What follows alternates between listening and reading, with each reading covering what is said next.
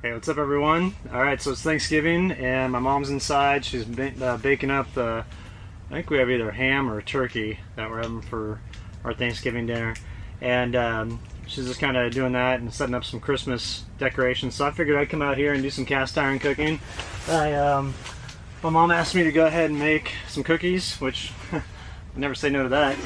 And then also I'm going to do some stovetop stuffing. So all this stuff is just kind of already pre-made and ready to roll. The cookies are just simple slice and bake cookies. And then I've got the stove, or the stuffing, the stovetop stuffing that I'll cook up. That's in the house right now.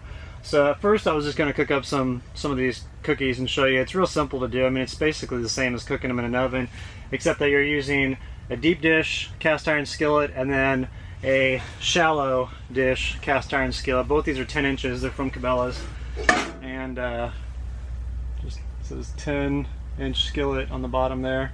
And then same with the deep dish one. Now these are seasoned real good. I've got a bunch of cooking oil on them. After I get done using these, after each time, I'll boil water in here, clean out whatever food particles there are, and then put more olive oil or sunflower oil or whatever I have on there.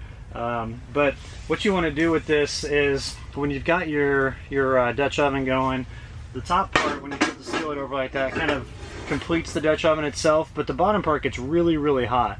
And so if you throw the cookies in there and the bottom part is too hot, then they'll basically just melt into like a big pancake across the entire bottom of your skillet, and then the bottom part of the cookies will burn and the top part won't be cooked yet. So you want to kind of regulate it. And the way that I do that is, if you see this side shelf that I have here for the stove, this stays obviously a lot cooler than this hot top is. So you can move it over and regulate the heat, and that way it doesn't burn the bottom of your cookies and get them all flat like that pancake effect. So another thing you can do too is with the damper down here, which, let me move this real quick so you can see it.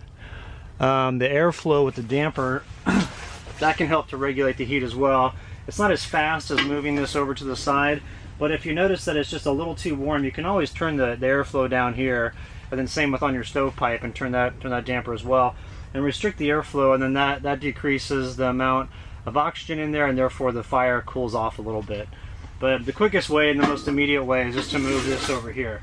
Another thing that I'll do is I'll actually flip the skillets so that both the top skillet and the bottom skillet get warm, and then it creates that oven effect on the inside of the Dutch oven. And you can get like legit Dutch ovens that are actually closed, that have a little top that go over it, that I think are a little bit better sealed than these, but this still works really well. And I've cooked a bunch of stuff in here. I mean, I've done chili. I mean, heck, I did that rattlesnake chili just recently. Baked like breads, cookies obviously. I've done bratwurst in there, just kind of sliced them up and made like a little pasta medley out of it. Let's see, what else have I done?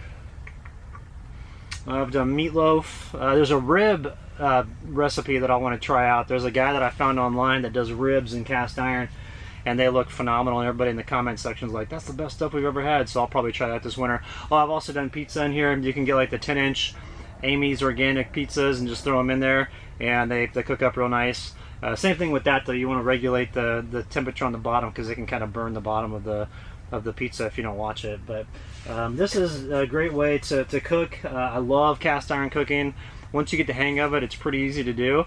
And so I'm going to let this warm up a little bit, and then we're going to start cooking these cookies up and baking them. And I'll probably just do all of these today, since I've got plenty of hardwood. We're using black walnut, which grows like a vine around here in Kansas. And so black walnut's a good hardwood, and it burns forever, and it burns really hot. This is actually pretty warm at the moment. So, like I said, going to heat this up, and then we're going to start cooking. So, can't wait for my first batch of hot cookies.